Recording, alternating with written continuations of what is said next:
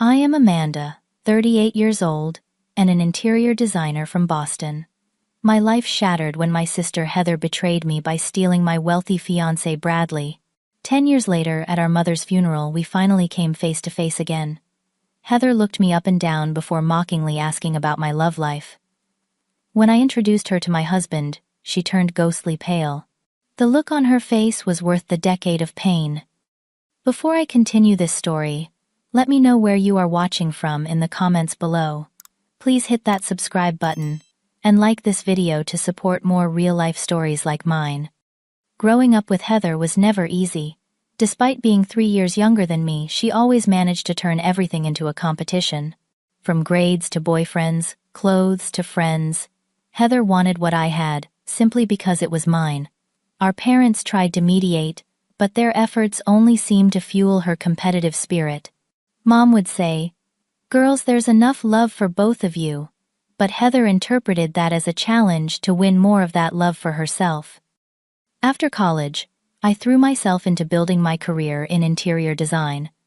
I was determined to make a name for myself without riding on anyone's coattails. The early years were brutal. I worked 14-hour days at Berkshire Designs, one of Boston's most prestigious firms. My apartment was tiny, my bank account even smaller, but my dreams were enormous. By 27, I had finally started to gain recognition for my work designing spaces for some of Boston's elite. That's when I met Bradley. I was overseeing the decoration for the annual Children's Hospital Charity Gala, arranging floral centerpieces when he approached me. Tall, with perfect teeth and confidence that filled the room, Bradley Crawford introduced himself as one of the event sponsors. "That arrangement is stunning," he said, gesturing to the centerpiece I was adjusting. "Almost as stunning as the woman creating it." Cheesy? Absolutely. But the way his blue eyes crinkled when he smiled made my heart flutter anyway. Bradley was 32, a successful real estate developer from old Boston money, who had doubled his family's fortune through smart investments and development projects. He was the full package: intelligent, ambitious, charming, and undeniably handsome. Our first date was at Sorellina, one of the most exclusive restaurants in Boston. I remember feeling out of place until Bradley made me laugh by confessing he had practiced the wine selection process with his assistant beforehand. That vulnerability beneath his polished exterior drew me in further. The romance was a whirlwind. Weekend trips to New York for Broadway shows, surprise picnics with food from my favorite childhood restaurant that he had specially delivered. Bradley remembered details about my life that even my closest friends forgot. When I mentioned once that I had always wanted to see the Northern Lights, he planned a surprise trip to Iceland 3 months later. 18 months into our relationship, Bradley proposed during a sunset dinner on the beach in the Maldives. The ring was spectacular, a family heirloom diamond reset in a modern platinum setting. Through happy tears, I said yes already, imagining our life together. We booked the Boston Harbor Hotel for the following June, 16 months away. I found my dream dress at a boutique in New York, a sleek silhouette with delicate beading that made me feel like royalty. My college roommate Patricia agreed to be my maid of honor, and my 3 closest work friends rounded out the bridal party. Everything was falling into place. Then came the family dinner where I would introduce Bradley to my parents and Heather. I was nervous but excited, wanting the people I loved most to connect. Mom prepared her famous pot roast, Dad opened his special occasion. Wine, and even Heather seemed to be on her best behavior. At first, everything went perfectly. Bradley charmed my parents with stories about his charitable foundation and complimented my mother's cooking with genuine enthusiasm. Dad, normally reserved with my boyfriends, was laughing at Bradley's jokes and discussing the Red Sox season. I should have noticed how Heather's eyes never left Bradley throughout dinner. I should have seen the way she touched her hair more often, laughed more loudly at his jokes, leaned in when he spoke. I should have recognized the danger when she insisted on showing him our childhood photos after dinner, her arm brushing against his as they flipped through albums. When Bradley excused himself to take a business call, Heather followed me into the kitchen with a barrage of questions. How much did he make? What kind of car did he drive? Had I seen his house yet? Was that ring really from Tiffany? At the time, I interpreted her interest as excitement for me. Looking back, she was taking inventory of a man she had already decided would be hers. In the following weeks, Heather frequently texted me asking about Bradley. She wanted restaurant recommendations from him for a date she had planned. She needed advice about investing the small inheritance from our grandmother. She wondered if Bradley could help her friend with a real estate question. Each request created another opportunity for them to connect without me. I was blind to it all. I was planning my dream wedding to a man I adored, advancing in my career, and finally feeling like my life was coming together. Bradley seemed equally invested, joining me for venue visits and cake tastings, offering opinions on invitation designs, and even researching honeymoon destinations that would combine his love of adventure with my preference for luxury. The red flags were there waving frantically in front of me, but happiness had rendered me colorblind to danger. When Bradley started mentioning Heather in conversation, I was pleased my fiancé and sister were getting along. When he occasionally took longer to respond to my texts, I assumed he was busy with work. When Heather started showing up at restaurants where we were dining, claiming coincidence, I believed her. I was building a future on shifting sand, too enamored with the palace I envisioned to notice the foundation crumbling beneath my feet. 6 months before our wedding, I decided to surprise Bradley with lunch at his downtown office. I had just secured a major new client and wanted to celebrate with the man I loved. The receptionist at his building smiled knowingly when I mentioned the surprise, even helping me bypass security with a visitor pass. When I knocked on his office door and heard no response, I assumed he might be in the bathroom or stepping out briefly. The door was unlocked, so I entered planning to wait for him inside. What I found destroyed my world in an instant. Bradley and Heather were tangled together on his leather office couch, so engrossed in each other they didn't notice me until I dropped the bag of takeout food. The sound of containers hitting the floor finally broke their bubble. Amanda Bradley jumped up, frantically buttoning his shirt. "This isn't what it looks like." Heather was calmer, almost smug as she smoothed her skirt. "Well, I guess now you know." The next few minutes remain a blur in my memory. Bradley claiming it just happened as though an ongoing affair was some random accident. Heather standing behind him, her hand possessively on his shoulder. How long I managed to ask, my voice unrecognizable even to myself. Bradley looked at the floor. "A few months." 4 months, Heather clarified, her precision, like a knife twist, "since the night of your parents' anniversary party." The night Bradley had claimed food poisoning and couldn't attend. The night Heather had also canceled last minute, saying she had a migraine. "You were always too boring for him anyway," Heather continued, her words dripping with venom. "Too focused on your little design projects. Bradley needs someone who understands his world, who can be the right kind of partner." I looked at Bradley, waiting for him to defend me, to contradict her. His silence was my answer. With shaking hands, I removed the engagement ring and placed it on his desk. "I hope you'll be very happy together," I said, surprised by the steadiness in my voice. "You deserve each other." Walking out of that building was the hardest thing I had ever done. Every step felt like moving through concrete, my body physically resisting the knowledge that my life as I knew it was over. The aftermath was brutal. I had to call the Boston Harbor Hotel and cancel our booking, forfeiting the substantial deposit. I had to contact 160 guests and explain that the wedding was off. Some friends demanded details. Others diplomatically avoided mentioning it. A few, including Patricia, stood firmly by my side, helping me pack away the wedding items I had already collected, and accompanying me to return the dress I would never wear. The social fallout was equally painful. Friends who knew both of us found themselves in an awkward position, many eventually drifting toward the more dramatic narrative that Heather and Bradley were spinning, that they had fallen in love, despite trying to fight their feelings, that they never meant to hurt me, that some connections were just too powerful to deny. My parents were horrified by Heather's betrayal, but caught in an impossible situation. Mom cried for days, torn between her daughters. Dad refused to speak to Bradley but couldn't bring himself to fully cut off Heather. Family dinners became tense affairs with carefully avoided topics and painfully polite conversation. Heather showed no remorse. Instead, she flaunted her new relationship, posting pictures with Bradley on Instagram and Facebook, making sure to tag mutual friends who would ensure I saw them. Weekend trips to his beach house. Charity galas, where she wore designer gowns. A European vacation, where they posed in front of every landmark I had once told Bradley I dreamed of seeing. The final breaking point came at Easter dinner 3 months after the discovery. I had reluctantly agreed to attend, hoping time might have softened the jagged edges of betrayal. Instead, Heather arrived wearing a massive diamond ring, Bradley in tow. "We have an announcement," she said, before the food was even served. "Bradley and I are engaged." The ring was unmistakable, the same family heirloom that had once adorned my finger, now resized for my sister's hand. Mom dropped a serving dish, shattering it on the dining room floor. Dad stood up abruptly and walked out of the room.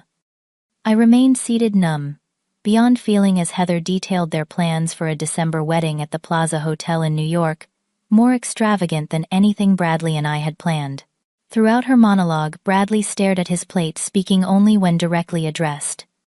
That night, I made my decision. I would cut contact with both of them and limit my interaction with my parents as long as they maintained a relationship with Heather. Mom called daily for weeks, begging me to reconsider, insisting that family should stick together despite everything. But some betrayals cut too deep for platitudes about forgiveness.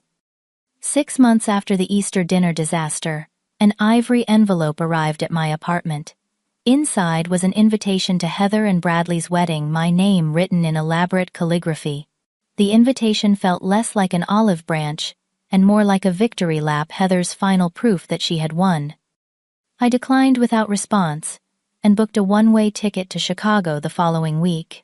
I needed distance, not just from Heather and Bradley, but from the pitying glances of colleagues who had watched my humiliation play out in real time, from the Boston social scene, where I was now known as the woman whose fiancé left her for her sister, from every restaurant and park and street corner that held memories of a love that had proven false.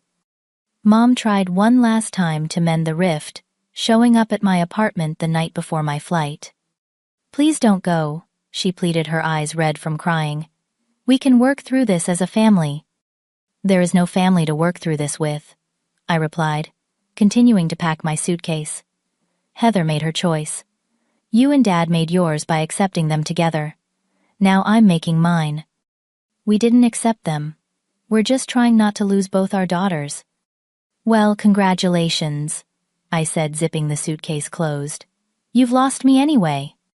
I left Boston the next morning, watching the skyline disappear through the airplane window, wondering if I would ever return.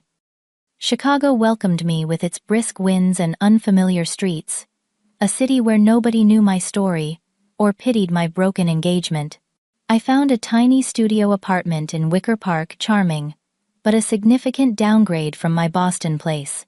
My savings covered the security deposit and first month's rent, but I would need to find work quickly. I landed a position at Hudson Design Associates, several steps down from my senior role in Boston.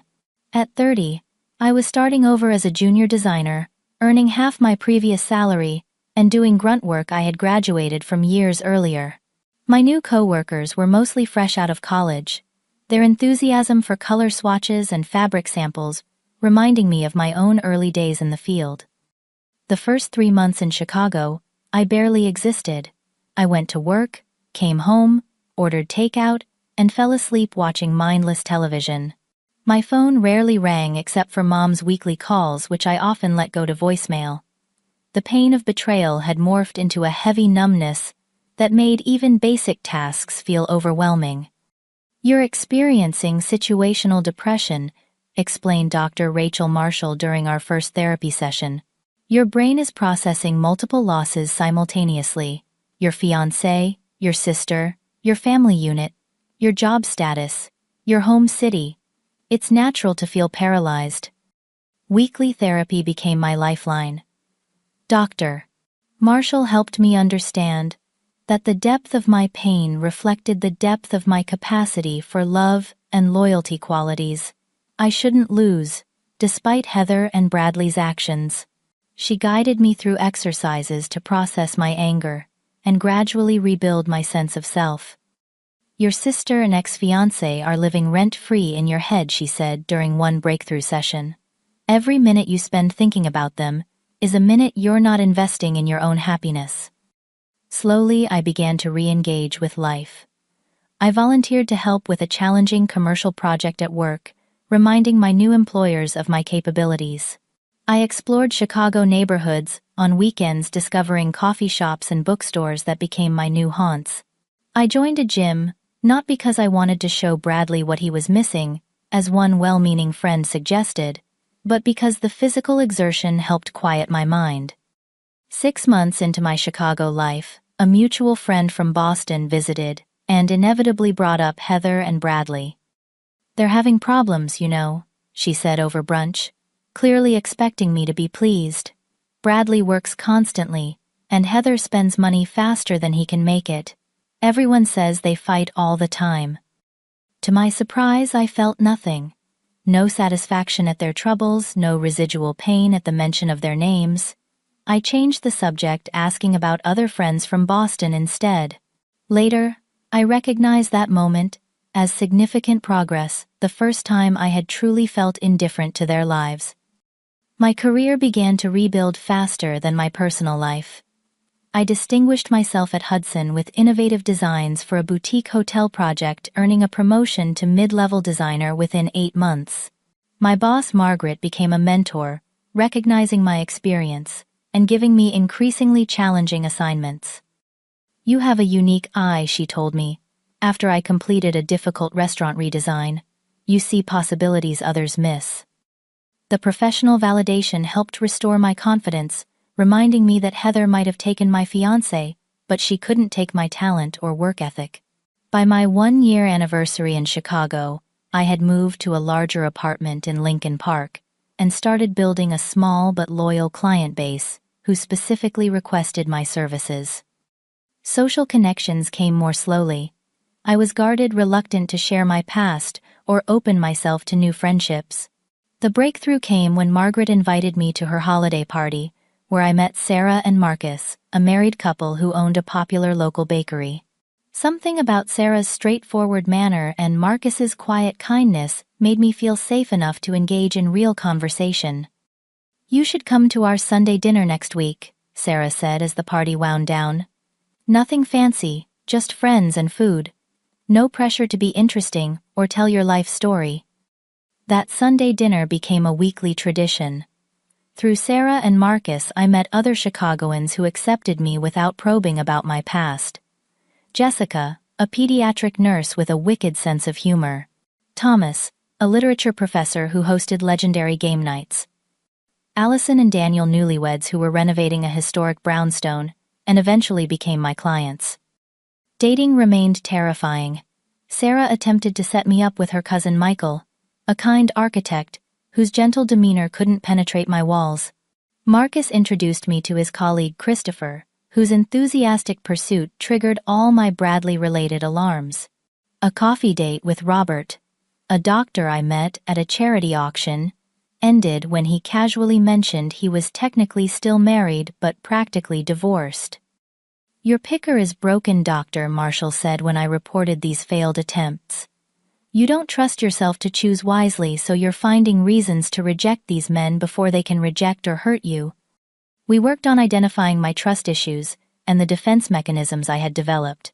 I realized I was comparing every man to Bradley, looking for signs of similar betrayal, while simultaneously being attracted to emotionally unavailable men who presented no real risk to my heart. The breakthrough came unexpectedly during a session 18 months into therapy. "Do you still hate them?" Dr. Marshall asked. "Heather and Bradley, I don't think about them much anymore." "But when you do?" I considered the question carefully. "I don't hate them. Hating them would mean they still matter to me.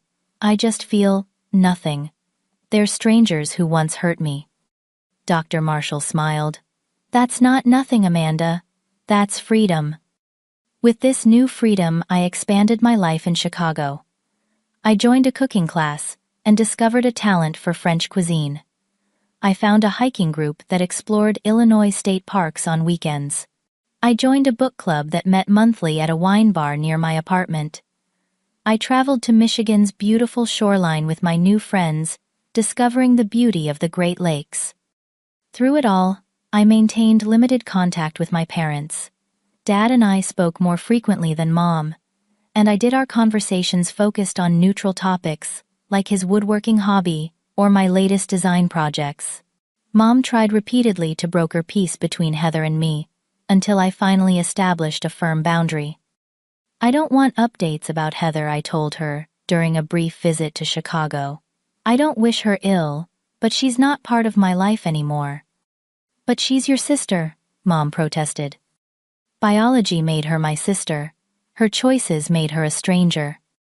Mom eventually stopped mentioning Heather directly, though she occasionally slipped in references to the beautiful home Heather and Bradley had purchased or their trips to exotic locations. Each time I gently changed the subject, and gradually those references stopped too. 3 years after leaving Boston, I realized something profound while walking along Lake Michigan one crisp fall morning. The mention of Heather and Bradley no longer brought pain.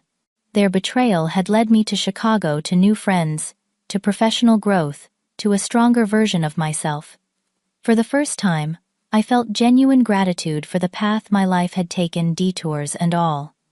4 years into my Chicago life, everything changed again, when Margaret assigned me to collaborate with Kingsley Architects on a luxury lakefront development. "You'll work directly with Nathan Kingsley," she explained. "He's brilliant but particular about design integration. Keep him happy, Amanda. This project could put us on the national map." I expected Nathan Kingsley to be another egotistical architect, the type who viewed interior designers as mere decorators, rather than creative partners. Our first meeting was scheduled at the construction site, an abandoned warehouse being transformed into multi-million-dollar condominiums. I arrived early, notebook in hand, professional and prepared. A tall man in a hard hat was studying blueprints near the entrance, his back to me as I approached. "Excuse me," I called out. "I'm looking for Nathan Kingsley." He turned, and I was struck by his thoughtful gray eyes and the quiet confidence in his stance. No designer suit or pretentious accessories, just worn jeans and a simple button down under his safety vest. "You found him," he said, extending his hand. "You must be Amanda Reynolds from Hudson." Nathan was 41, with salt and pepper hair and laugh lines that suggested a life of genuine smiles rather than practiced charm. As we toured the raw space, I was impressed by his vision and the considerate way he explained structural elements without condescension. "What do you see for this space?" he asked, when we reached what would become the penthouse living room. I described my initial thoughts about honoring the industrial bones while creating warmth through layered textures and strategic lighting. Instead of immediately imposing his own vision, Nathan listened intently, asking questions that helped refine my ideas. "We think alike," he said, finally. "This could be something special." Over the following weeks, our professional relationship developed through twice-weekly meetings and daily emails. Nathan respected my expertise, incorporated my suggestions, and defended my design choices to the developers when necessary. Unlike Bradley, who had always subtly reminded me of his superior financial position, Nathan treated me as a true equal.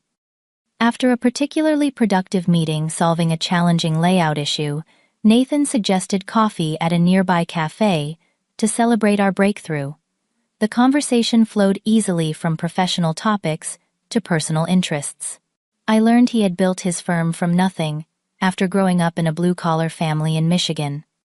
He mentioned being divorced for 6 years with no children, the marriage having ended when his ex-wife decided she didn't want the architect, just the lifestyle his career could provide. "Coffee again next week," he suggested as we parted, to discuss the material samples.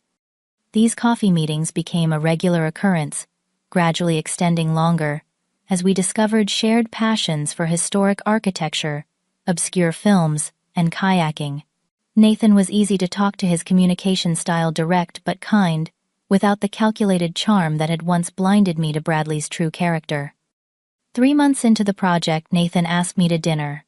Not to discuss work, he clarified. Just dinner. With me. If you'd like to. My hesitation was immediate. Workplace romances were complicated enough without my trust issues. I don't know, Nathan.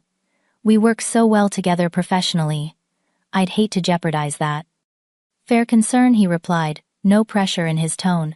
The invitation stands if you change your mind. Either way, I respect our working relationship too much to let anything affect it negatively. His response, so different from the persuasive tactics other men had used when I declined their advances, made me reconsider. A week later, I accepted his dinner invitation. Our first official date was at an interactive art installation, followed by dinner at a small Ethiopian restaurant. Nathan had remembered my casual mention of wanting to experience both. Unlike Bradley's showy displays of wealth, Nathan's thoughtfulness revealed itself in the details, the way he had researched the artist beforehand, so we could discuss the work, how he asked questions, and genuinely listened to my answers. The evening ended with a brief hug and his promise to call the next day, which he did exactly when he said he would. No games, no strategic delays, to create artificial intrigue. We began dating cautiously, my walls still high, after years of protecting my heart. Nathan never pushed for more than I was ready to give, content to let our connection develop naturally. When I canceled plans because of anxiety, or pulled back without explanation, he responded with patience rather than ultimatums. 6 months into our relationship, I finally shared the full story of Heather and Bradley's betrayal. We were at Nathan's lakeside home watching the sunset from his deck when he gently asked about my family. I have a complicated relationship with them. I began, then found myself revealing everything. The competition with Heather, Bradley's charm offensive, the devastating discovery, my escape to Chicago. Nathan listened without interruption, his hand steady in mine. When I finished, he said simply, "Thank you for trusting me with your story. What they did says everything about them, and nothing about you." His response brought tears to my eyes. No platitudes about forgiveness or silver linings, just acknowledgement of my pain and affirmation of my worth. "There's something else you should know," Nathan said after a moment. "I've worked with Bradley Crawford." My heart stuttered. "What?" 7 years ago, before I moved my business to Chicago. His company was developing a property in Boston, where my firm had been hired for the architectural design. It was brief, just a few meetings, but enough to form an impression. What impression, I asked, not sure I wanted to know.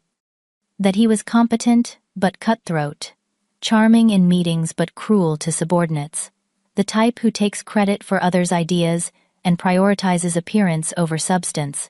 Nathan squeezed my hand. "I didn't know he was your ex until now, but knowing that explains why you're cautious with your trust. He wasn't worthy of it." Something shifted inside me that night. Nathan's unexpected connection to my past, rather than triggering old wounds, somehow helped heal them. His independent assessment of Bradley's character validated my experience and helped me trust my own judgment again.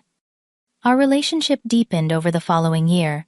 Nathan introduced me to his family during a weekend trip to Michigan, where his parents welcomed me with genuine warmth. His sister Caroline and I bonded immediately over our shared love of vintage fashion. His nephew Alexander adopted me as his bonus aunt, proudly showing me his collection of rocks and feathers. I found myself belonging in a way I never had with Bradley's social circle, where I had always felt the need to prove my worth. With Nathan's family, I could simply be myself. As our personal relationship flourished, so did our professional collaboration. The lakefront development received rave reviews upon completion, with several design publications featuring our seamless integration of architecture and interiors. This success led to other joint projects, our complementary styles, creating spaces that neither of us could have envisioned alone. 2 years after our first coffee meeting, Nathan proposed during a private dinner at his home. No elaborate production or audience, just the two of us in the space we had come to share. "I love you, Amanda," he said, holding a simple but elegant diamond ring. not because of what you do or how you look or what you can add to my life. I love you because of who you are, your resilience, your creativity, your kind heart, despite everything you've experienced. Will you marry me? Unlike the excited frenzy that had followed Bradley's proposal, my acceptance of Nathan's offer felt like a calm certainty, a recognition of the solid foundation we had built together. We decided on a private wedding ceremony, just 10 close friends on the shores of Lake Michigan. No family, a decision Nathan supported, without question.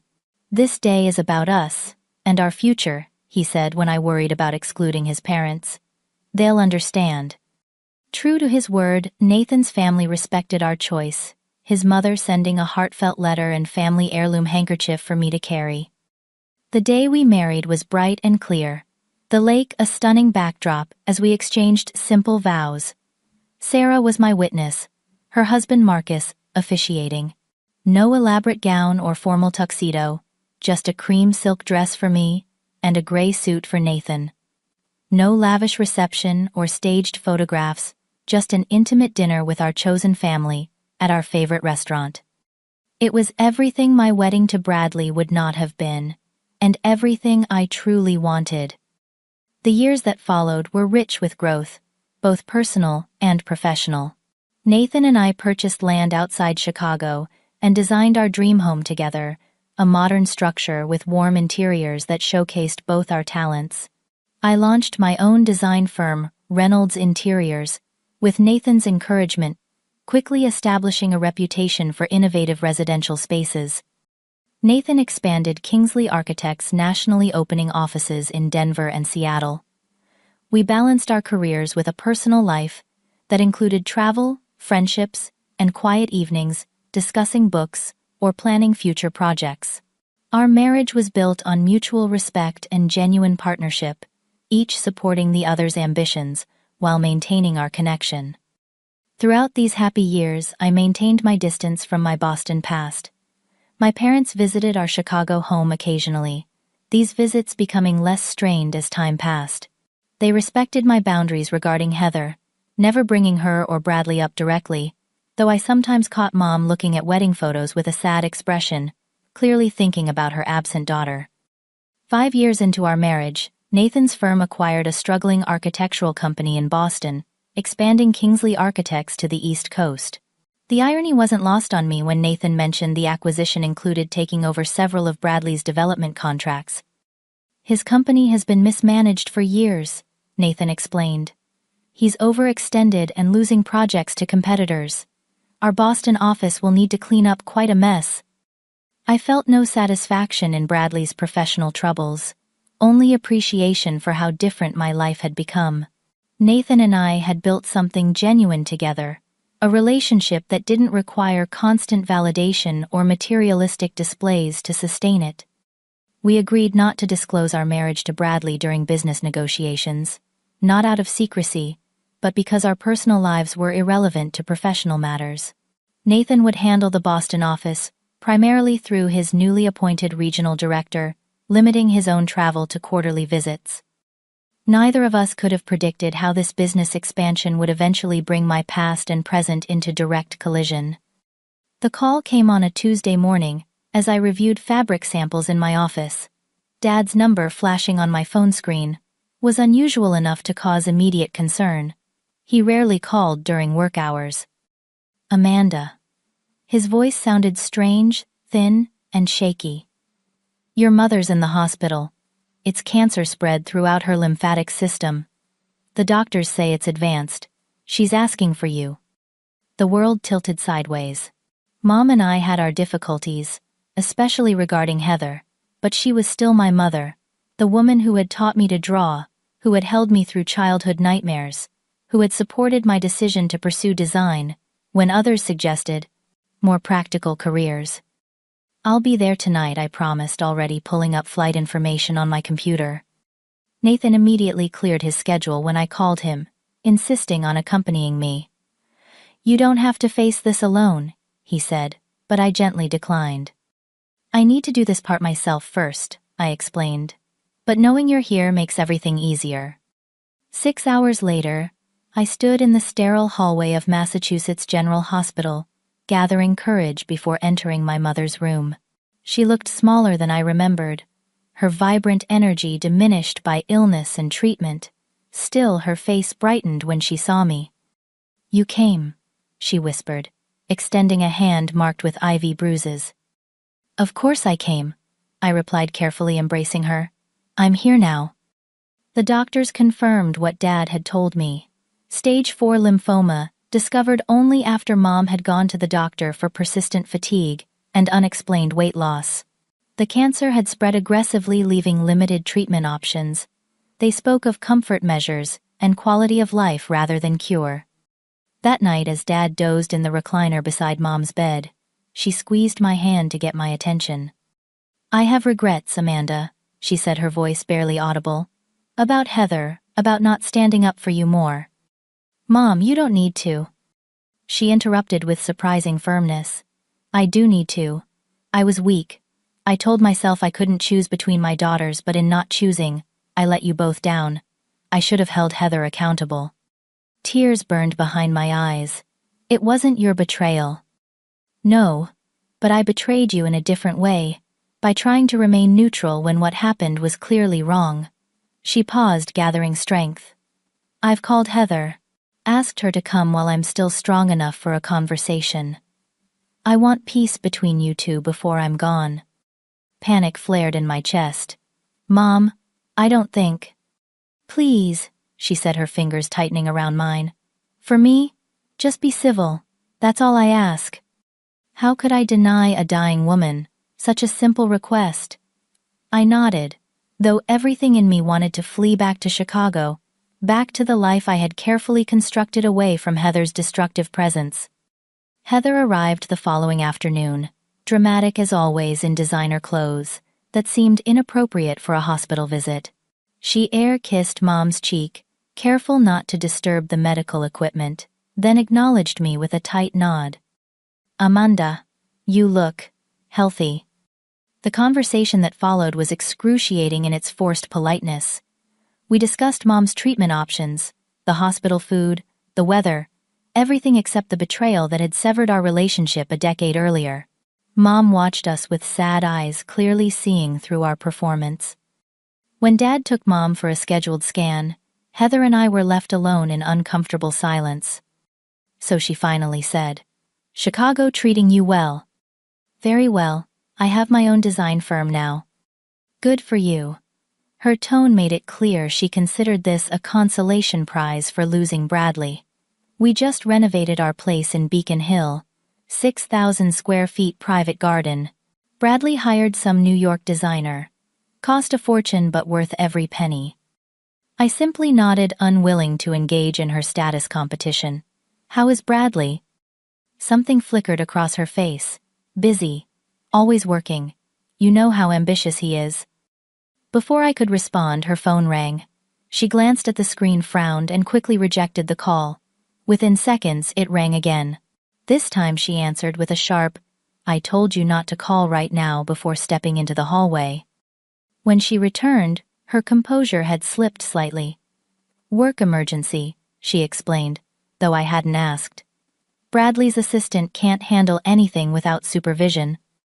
The pattern repeated over the next several days. Heather appeared at the hospital for brief, tense visits, always impeccably dressed, always emphasizing her wealthy lifestyle, but increasingly distracted by calls she either avoided or took in hushed, angry tones away from Mom's room. Mom's condition deteriorated rapidly. The cancer was aggressive, outpacing even the palliative treatments. A week after my arrival, her doctor suggested moving her to hospice care. "How long?" Dad asked, his voice breaking.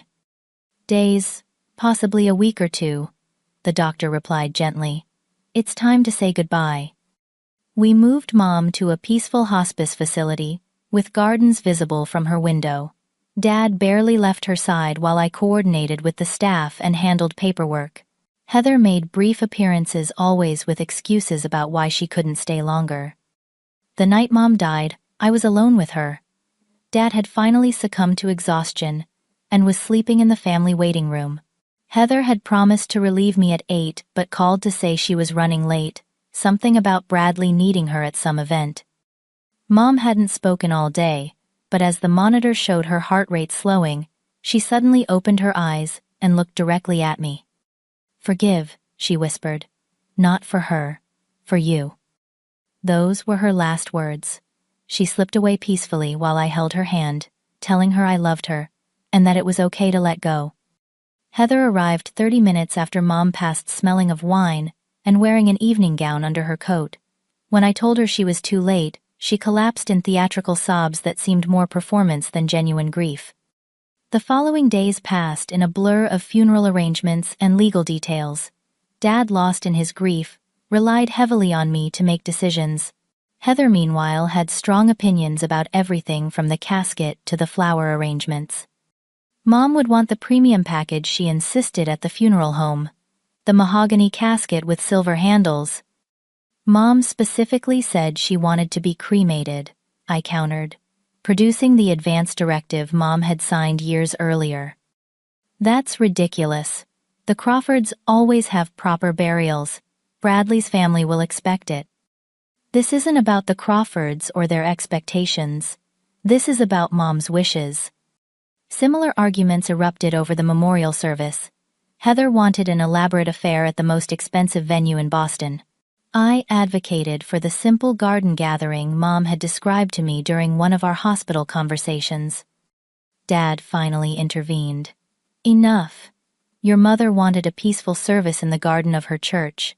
That's what we're doing. Amanda will handle the arrangements, since she actually listened to what your mother wanted." Heather stormed out, only to return hours later, with Bradley in tow, both acting as though the argument had never happened. As the funeral approached, I found myself increasingly needing Nathan's steady presence. We spoke nightly on video calls, his calm support helping me navigate the emotional minefield of family grief complicated by old betrayals. "I should be there with you," he said the night before the funeral.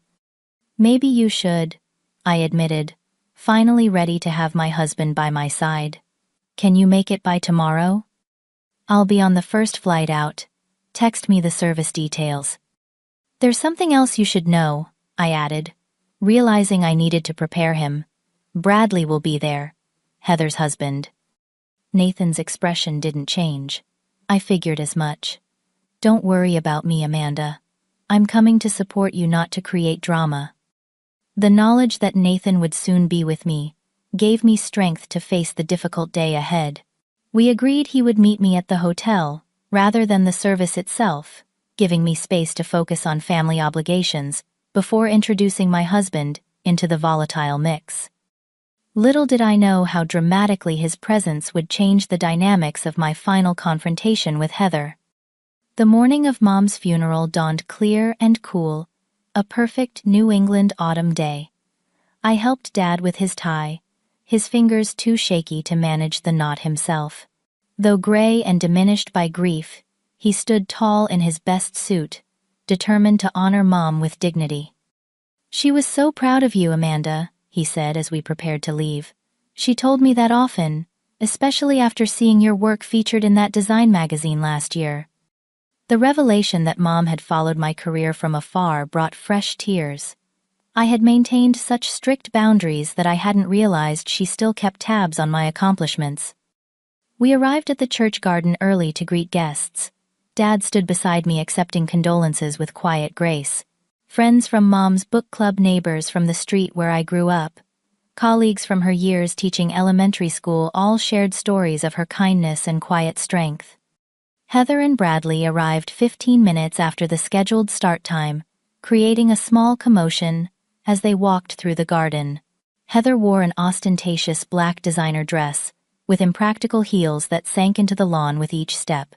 Bradley, now showing signs of middle age with a slightly thickened waistline and thinning hair, followed behind her, looking uncomfortable in his expensive suit. The service itself was beautiful in its simplicity. Mom's favorite classical music played softly as friends and family shared memories. When my turn came to speak, I focused on Mom's creativity, her passion for teaching, her ability to find beauty in ordinary moments. Heather's eulogy, by contrast, seemed more about establishing her own importance in Mom's life than about Mom herself. After the final blessing, we proceeded to the cemetery for a private family interment of Mom's ashes. Heather dabbed at dry eyes with a monogrammed handkerchief while checking her phone. Bradley disappeared twice to take calls, returning with terse apologies about urgent business matters. The reception was held at my parents' home now, just Dad's home. I had arranged a simple but elegant spread from Mom's favorite local caterer with her cherished china and crystal, set out in the dining room. Heather immediately criticized the food selection loudly enough for the caterers to hear. Sandwiches. Seriously, Amanda, Mom deserved better than deli trays. I bit back a sharp retort, reminding myself of Mom's final request for peace. These are from Bellini's, Mom's favorite. Well, Bradley and I had our anniversary dinner catered by Chef Anton last month. He trained under Gordon Ramsay, you know. I could have arranged something much more appropriate. Throughout the reception, Heather continued her performance of the grieving yet sophisticated daughter. She made a point of mentioning their recent vacation to Bali, the renovations to their summer home, Bradley's new sports car. With each expensive reference, her voice grew louder, ensuring nearby guests would overhear. Bradley, meanwhile, seemed distracted and uncomfortable. He kept checking his watch and stepping outside for phone calls each time, returning looking more stressed. Once I overheard a fragment of conversation through an open window. Tell them I need more time. The bank can't just... Listen, just stall them until next week. As the afternoon progressed, I noticed Dad speaking with elderly relatives in the living room, leaving me to manage the reception details. I was arranging a fresh tray of Mom's favorite cookies when Heather approached, wineglass in hand. It wasn't her first, judging by her slightly loosened inhibitions. So she said, looking me up and down critically. Still the dutiful daughter, even after everything. Always trying to be perfect, aren't you? I continued arranging cookies. I'm just honoring Mom the way she would have wanted. Please, you're putting on a show trying to make me look bad. She sipped her wine, leaving a red stain on the glass. You know what Mom told me once? That she worried about you being so inflexible, so unable to adapt. I guess she was right, since you're still alone after all these years. The comment stung, but I refused to show it. We all grieve differently, Heather. It's not grief I'm talking about. It's life. Look at you, Amanda. 38. And what do you have to show for it? A tiny design business in Chicago. A rented apartment. She glanced around to ensure others could hear. Poor you, still single at 38. Meanwhile, look at my husband. Handsome, rich, and happy. The last word rang false given Bradley's obvious stress all day. But Heather was too invested in her narrative to notice.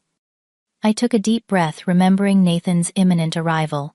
Actually, I'm not single. Heather's eyebrows shot up. Oh, where is this mystery man then? Or did you invent him for the occasion?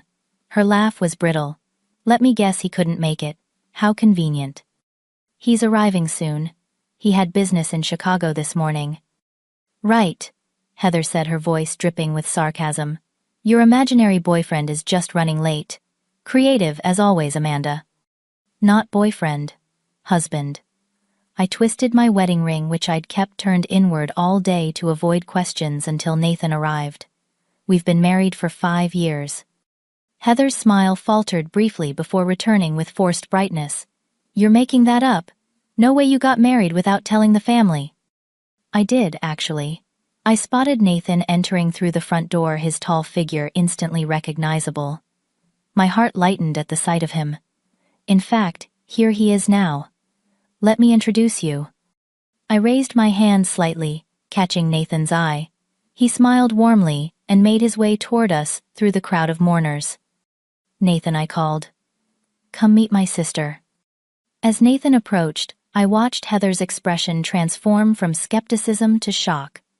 The wineglass slipped from her fingers, shattering on the hardwood floor. She recognized him immediately, her face draining of color. Heather, this is my husband, Nathan Kingsley. Nathan, my sister, Heather Crawford. Nathan extended his hand professionally. I'm sorry we're meeting under these circumstances. Your mother sounds like she was a remarkable woman. Heather stared at his outstretched hand as though it might bite her. Kingsley. As in Kingsley Architects. That's right, Nathan confirmed. I believe we have a meeting scheduled next week regarding the waterfront project. Your husband's company is one of the developers we're working with since our acquisition of Boston Heritage Architects. Before Heather could respond, Bradley appeared beside her, alerted by the commotion of the broken glass.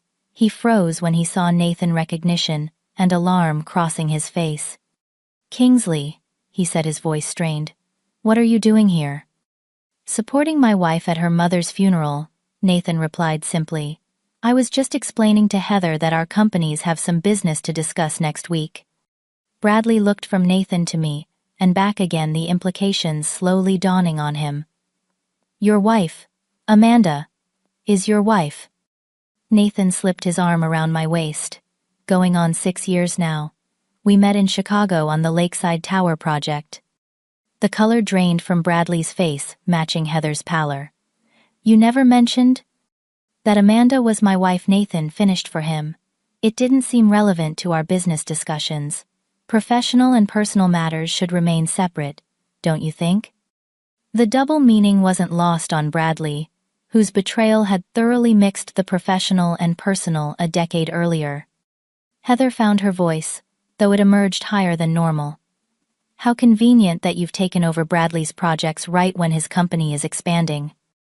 Nathan's expression remained pleasant but professional. Actually, from what I understand, Crawford Development has been contracting rather than expanding. The Boston market can be challenging without proper financial management.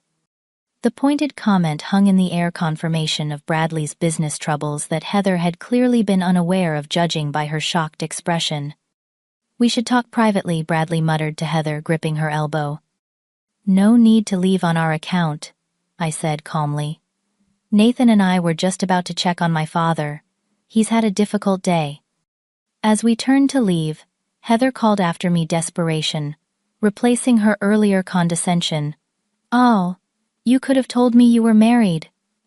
All these years letting Mom think you were alone. I faced her one last time. Mom knew I was happy, Heather. That's what mattered to her.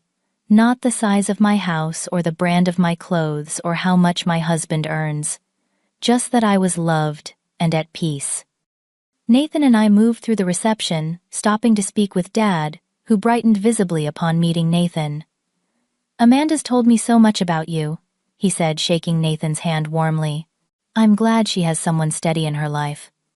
From across the room I could see Heather and Bradley engaged in a heated, whispered argument near the kitchen door.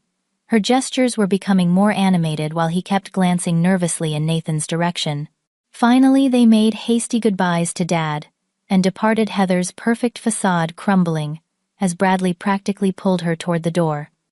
Several guests who had witnessed the confrontation gave me knowing looks or subtle thumbs-up gestures. Apparently Heather's behavior over the years had won her few genuine admirers, even among family friends.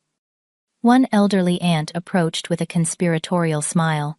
I always knew you'd land on your feet, Amanda. Your mother would have loved seeing this day. As the last guest departed, and Dad retired upstairs for a much-needed rest, Nathan and I sat together on the back porch, the same swing where Mom used to read to me as a child. You handled that with incredible grace, Nathan said, his arm around my shoulders. I had a lot of practice imagining this moment, I admitted. Though in my imagination I was much more cutting and dramatic. The reality was better.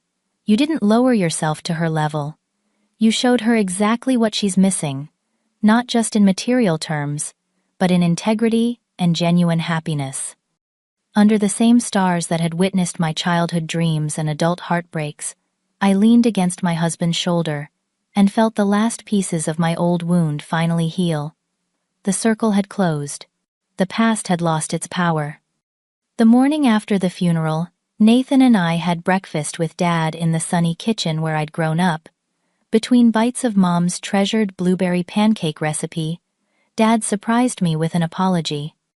I should have stood up for you more when everything happened with Heather and Bradley, he said, his hands cradling his coffee mug. I was trying so hard not to lose either of my daughters that I ended up letting you both down in different ways. You were in an impossible position, Dad, I replied. He shook his head. There's always a right choice, even when all the options are painful. Your mother and I should have held Heather accountable instead of trying to keep the peace at any cost. His words echoed what Mom had told me in the hospital, this belated recognition of how their well-intentioned neutrality had enabled Heather's worst behaviors. There's something else you should know, Dad continued, glancing at Nathan. Bradley's business is failing. He's over-leveraged and losing clients. Heather keeps spending as though nothing's wrong, but they've already remortgaged the house twice. Your mother worried about them constantly. The information should have brought satisfaction after Heather's cruel comments about my life, but instead, I felt a strange emptiness. My sister's unhappiness no longer brought me joy or vindication, just a sad recognition of patterns repeating. What will you do now, sir? Nathan asked Dad gently. Dad looked around the kitchen at the home he had shared with Mom for 40 years. Probably sell this place eventually. Too many rooms for just me. Maybe get a condo near my golf club. He reached across the table to squeeze my hand. Visit you two in Chicago sometimes if that's all right. Anytime, Nathan and I said in unison. We spent the day helping Dad organize Mom's personal items, a process both painful and healing. I found myself telling stories about her that made us laugh through tears, memories resurfacing that had been buried beneath years of complicated family dynamics. When we boarded our flight back to Chicago that evening, I felt lighter despite the grief of losing Mom. Something had shifted fundamentally during this return to Boston, a final releasing of old pain that had lingered beneath the surface of my new life. On the plane, Nathan worked on architectural sketches, while I gazed out the window watching Boston shrink beneath us. What are you thinking about? He asked, noticing my reflection in the glass. How strange life is, I replied. 10 years ago, I left Boston heartbroken and humiliated. Now I'm leaving with sadness for Mom, but also this unexpected peace about everything else. Closure, he suggested. More than that, understanding maybe. Seeing Heather and Bradley unhappy, despite having everything they schemed for, helped me realize something important. What's that? That happiness isn't about winning or acquiring or showing off. It's about building something authentic with people who value you for yourself. Nathan set aside his sketches and took my hand. You know what I saw yesterday? Not just a woman who had built a successful life despite betrayal, but someone who had built a better life because of it. The Amanda who might have married Bradley would never have become the strong, compassionate woman I fell in love with. His words settled into my heart, illuminating a truth I had sensed but never fully articulated. The betrayal that had once seemed like the end of my world had actually been the beginning of a far better one. 2 weeks after returning to Chicago, I received a call from Dad. Heather and Bradley are separating, he said, without preamble. He's moved out. Something about financial improprieties she just discovered. I'm sorry to hear that, I replied, surprised to find I meant it. She's been calling me daily, wanting to move back home temporarily. Says she can't afford their house payments on her own. I told her she could stay in the guest room until she figures things out. After we hung up, I sat in my home office looking out at the garden. Nathan and I had designed together, feeling an unexpected urge to reach out to Heather. Not from obligation or Mom's deathbed request, but from a place of genuine compassion for someone whose life choices had led to inevitable consequences. I didn't call immediately. Instead, I discussed it with my therapist, Dr. Marshall, during our monthly check-in session. Why do you want to contact her? She asked. Be honest with yourself. Not to gloat, I said after careful consideration. Maybe to offer understanding that no one else can give her right now. I know what it's like to have your life implode, to lose your partner and your sense of security simultaneously.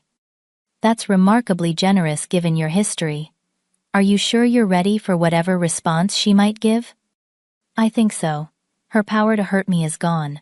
I'm not the same person she betrayed, and I don't need anything from her anymore, not even an apology. The following Sunday, I called Heather at Dad's house. The conversation was initially awkward, her tone guarded and brittle. "I assume you've heard about Bradley and me," she said after minimal pleasantries. "Dad mentioned you're staying with him for a while." "Just until I figure things out." Her voice hardened. "I suppose you're thrilled that my marriage failed while yours is so perfect." "I'm not thrilled about your pain, Heather. That wouldn't honor Mom's memory or help either of us move forward." A long silence followed. When she spoke again, her voice had lost some of its defensive edge. "Why are you calling Amanda? What do you want?" "Nothing. I just wanted to say that I understand how it feels when the future you planned disappears overnight. It's disorienting and terrifying, but it's survivable. I learned that firsthand." Another silence, longer this time. Then, almost inaudibly, "I really thought he loved me." "I know. I thought the same once." "Do you hate me?" she asked suddenly. "No," I answered truthfully. "I did for a long time, but that's exhausting. I don't hate you. I don't know you well enough anymore to have such a strong feeling either way." "Fair enough." She gave a short, humorless laugh. "For what it's worth, which probably isn't much, I am sorry. Not just because things ended badly with Bradley, but because what we did was wrong. I was jealous of you my entire life, of how easily everything seemed to come to you." The admission surprised me. Nothing came easily, Heather. I just didn't complain about the work. We talked for nearly an hour, not solving decades of complicated history, but at least acknowledging it honestly, for perhaps the first time. Before hanging up, I gave her Dr. Marshall's information, offering to cover the therapy costs if insurance was an issue during her transition. "You don't need to do that," she said. "I want to. Not for you exactly, but for the sister I used to have before competition and resentment came between us." Over the following months, Nathan and I continued building our life together in Chicago. His company flourished, eventually acquiring several more architectural firms, including, ironically, the remains of Bradley's failed development company. My design business expanded nationally with projects in Denver, Seattle, and New York. Dad visited for Thanksgiving, bringing news that Heather had found an apartment and a job at a friend's real estate office. "She's different," he reported. "Quieter, more thoughtful. She asked about you, wanted to know if you'd be willing to talk again sometime." I agreed to occasional phone calls, which gradually became less strained. We would never be close in the conventional sense, but we established a cautious communication that would have pleased Mom. As Nathan and I approached our 7th anniversary, we began discussing starting a family, something we had previously put on hold to focus on our careers. The thought of becoming parents sparked both excitement and reflection on the family patterns we wanted to continue or change. "What worries you most about having children?" Nathan asked one evening, as we sat on our back porch watching fireflies illuminate the summer darkness. "That I might inadvertently create the same competition between siblings that poisoned my relationship with Heather," I admitted. "My parents never meant to, but somehow Heather always felt she had to fight for attention or validation. Being aware of that pattern is the first step to breaking it," Nathan pointed out. "Besides, we'll make plenty of our own unique mistakes to worry about." His humor, as always, put things in perspective. We would face parenthood as we had faced everything else, with honest communication and mutual support. Looking back on the journey from heartbroken ex-fiancé to confident wife, business owner, and potential mother, I can trace how each painful step led to unexpected growth. The betrayal that once defined me became merely a chapter in a much longer, richer story. I learned that losing what you thought you wanted can sometimes lead you directly to what you truly need. I discovered that revenge fantasies pale in comparison to the satisfaction of living well. Most importantly, I found that forgiveness, offered not from obligation, but from genuine healing, liberates the forgiver far more than the forgiven. If you're facing betrayal or loss that feels insurmountable, remember that your story isn't over just taking an unexpected turn. The person you'll become through this challenge may be stronger, wiser, and more authentic than the one you were before. Sometimes our deepest wounds become our greatest teachers if we're brave enough to learn from them. Thank you for listening to my story. If you've experienced something similar, I'd love to hear how you navigated your own journey to healing in the comments below. Please subscribe if you found value in my experience like this video, to help others find it, and share with someone who might need to hear that there is life after betrayal. Remember, the best revenge isn't getting even, it's getting happy.